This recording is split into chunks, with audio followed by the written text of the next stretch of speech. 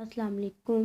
مکہ سے آنے والے تمام مہاجرین بالکل خالی ہاتھ اپنے اہل و عیال کو چھوڑ کر مدینہ آئے تھے، اس لیے پردیس میں مفلسی کے ساتھ وحشت، بیگانگی اور اپنے اہل و عیال کی جدائی کا صدمہ محسوس کرتے تھے۔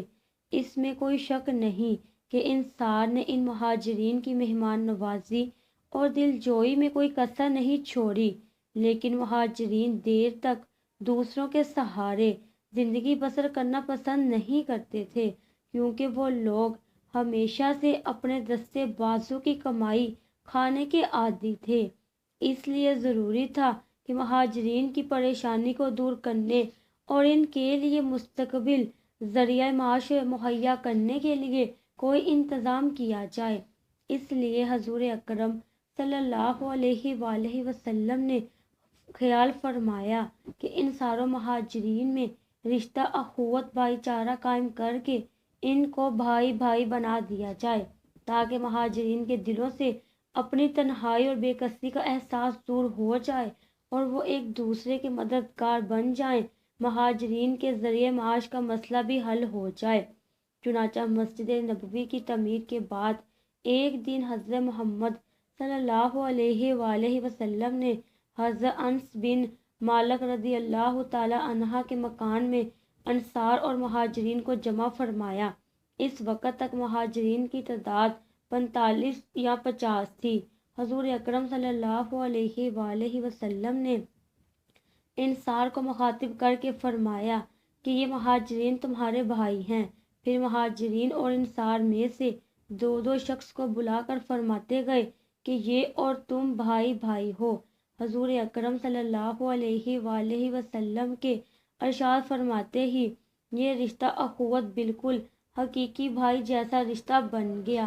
چنانچہ انصار نے مہاجرین کو ساتھ لے جا کر اپنے گھروں کی ایک ایک چیز سامنے لا کر رکھ دی اور کہہ دیا کہ آپ ہمارے بھائی ہیں، اس لیے ان سب سامان میں آدھا آپ کا اور آدھا ہمارا ہے۔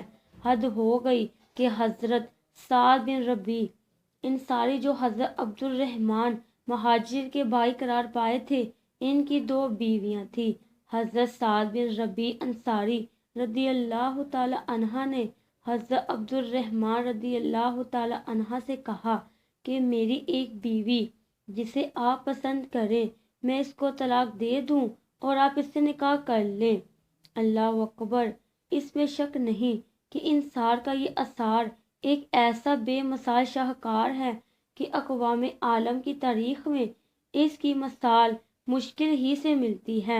مگر مہاجرین کا بھی کیا طرز عمل اختیار کہ یہ بھی ایک قابل تعریف کارنامہ ہے۔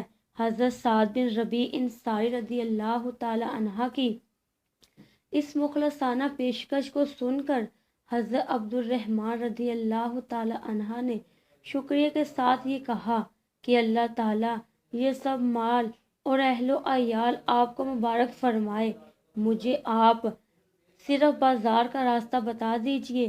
انہوں نے مدینہ کے مشہور بازار کا راستہ بتا دیا۔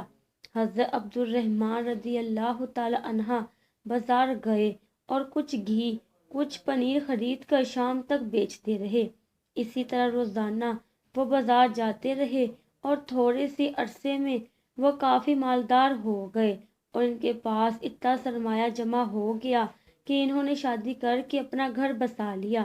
جب یہ بارگاہ رسالت میں حاضر ہوئے تو حضور اکرم صلی اللہ علیہ وآلہ وسلم نے دریافت فرمایا کہ تم نے بیوی کو کتنا مہر دیا؟